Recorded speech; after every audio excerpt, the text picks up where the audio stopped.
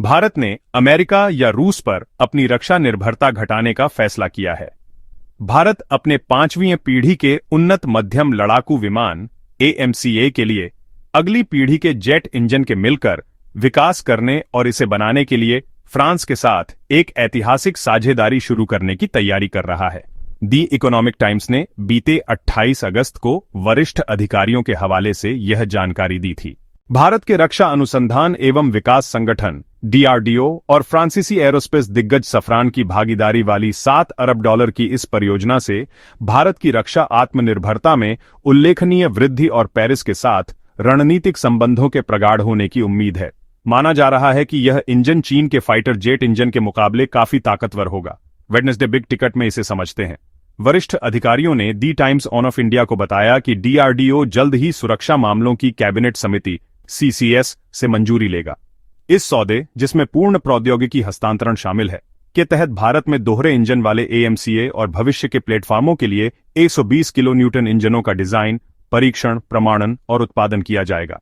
सफरान के प्रस्ताव, जिसे DRDO के गैस टरबाइन अनुसंधान प्रतिष्ठान GTRE के साथ मिलकर अंजाम दिया गया है, उसे सबसे व्यवहार्य विकल्प के रूप में चुना गया। सफरान पहले से ही भारत में हेलीकॉप्टर इंजन बनाती है और लंबे समय से रक्षा साझेदार रही है। रक्षा मंत्री राजनाथ सिंह ने economic times world leaders forum के दौरान इस समझौते की पुष्टि करते हुए कहा कि भारत अपनी 5वीं पीढ़ी के लड़ाकू विमान बनाने और सफरान के साथ मिलकर घरेलू स्तर पर इसके इंजन का उत्पादन करने की दिशा में आगे बढ़ रहा है। यह पहल भारत द्वारा स्वदेशी रक्षा क्षमताओं के व्यापक प्रचार के बीच सामने आई है। मई में राजनाथ सिंह ने AMCA प्रोटोटाइप डिजाइन को मंजूरी दी थी। पिछले एक दशक में भारत ने अपना पहला स्वदेशी विमानवाहक पोत लॉन्च किया है, पनडुब्बी और युद्ध पोतों के उत्पादन का विस्तार किया है, हाइपरसोनिक मिसाइलों का परीक्षण किया है और एक बड़ा हेलीकॉप्टर संयंत्र खोला है। ब्लूमबर्ग की 28 अप्रैल की एक रिपोर्ट के अनुसार भारत ने रूसी हार्डवेयर से दूरी बनाते हुए फ्रांस के साथ 26 राफेल समुद्री लड़ाकू विमानों के लिए $7.4 अरब का सौदा किया है। प्रधानमंत्री नरेंद्र मोदी की 2023 की पेरिस यात्रा के बाद हुए इस समझौते में 2016 में खरीदे गए 36 राफेल विमानों के रखरखाव का खर्च भी शामिल है। INS विक्रांत पर तैनात किया जाने वाला यह नया बेड़ा INS विक्रमादित्य पर पुराने रूसी MiG-19 के विमानों की जगह लेगा।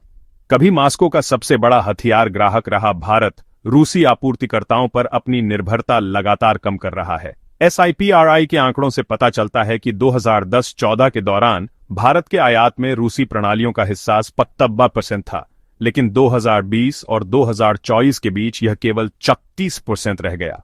Defense.in की एक रिपोर्ट के अनुसार नए इंजन के लिए जो पहल की जा रही है, वह भारत की तकनीकी क्षमताओं में एक बड़ी छलांग का संकेत देते हैं। इसके मूल में 200 केल्विन K का नियोजित टरबाइन प्रवेश तापमान TETE है।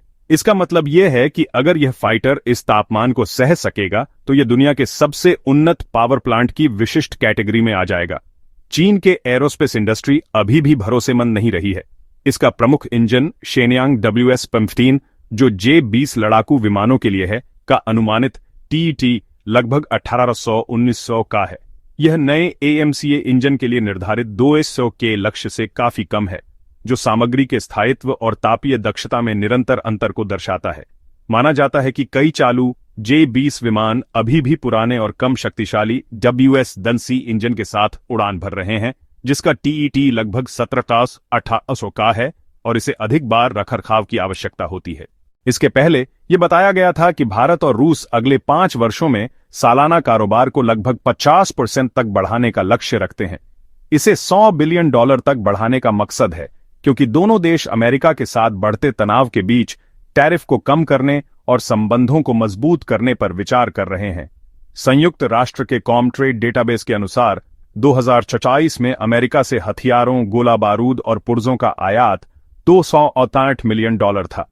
यह आंकड़ा बहुत कम है और यह दर्शाता है कि भारत के अमेरिका से रक्षा आयात में विभिन्न प्रकार के अन्य सुरक्षा उपकरण भी शामिल हैं।